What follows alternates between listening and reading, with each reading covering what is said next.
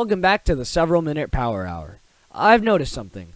When I started this show, I used to talk about things like time, and electricity, and immortality, and also crime.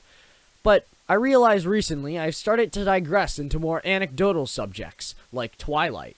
So today, I wanted to go back to that and jump to the world of rudimentary academics. So today, we're going to be learning about the internet. But there's a lot of things on the internet. So that's why I'll only be teaching you about a small portion of it. Social media. What is social media? It's pretty niche, so I don't expect you guys to know about it. But it's basically like, if everyone was really annoying, why don't I show you a few social medias? On YouTube, you can look at cool videos. On Instagram, you can look at cool pictures.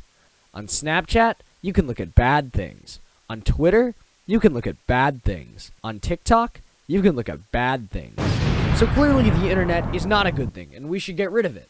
But how do we do that? Actually, I think it's fairly simple. It was revealed in the movie Wreck-It Ralph, Ralph Breaks the Internet. The movie details that all you need to do to destroy the internet is be a large man who is known for wrecking things. So if you know anyone like that, please let me know. Anyway, that's all the time I have left. I have to go learn how to gritty for a TikTok video. Anyways, that's the end of the video. I'll see ya. Just kidding. This was actually a ploy to resolve a bit of a pet peeve of mine. Something I've noticed is a lot of people use Wi-Fi and internet interchangeably. I wanted to clear up that distinction.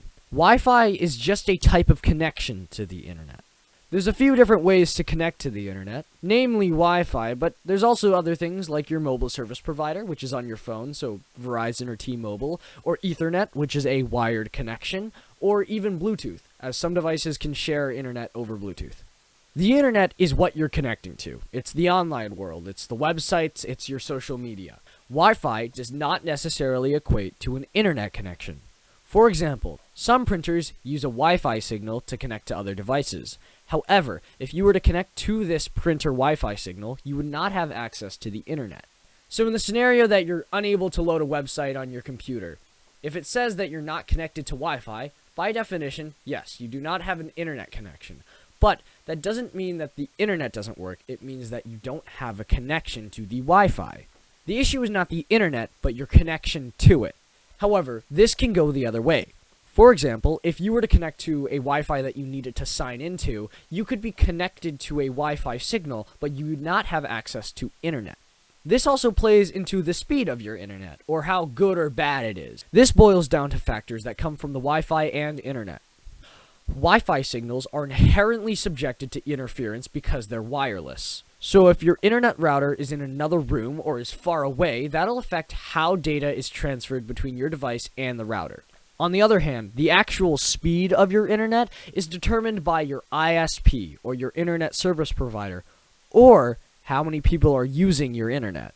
This is because an internet plan that you get from your ISP determines how much bandwidth you get, or how much information you can send and receive over a certain amount of time. Think of bandwidth like a river. It's delivering water, which is access to the internet, and it goes to your phone, for example. But now let's say your friend connects to your Wi-Fi. That means the bandwidth, or the river, now has to split across two different devices, which means overall, you both get less water, or the internet.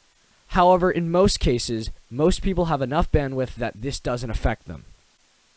However, say that you're a school, and you have hundreds of devices connected to your Wi-Fi at the same time.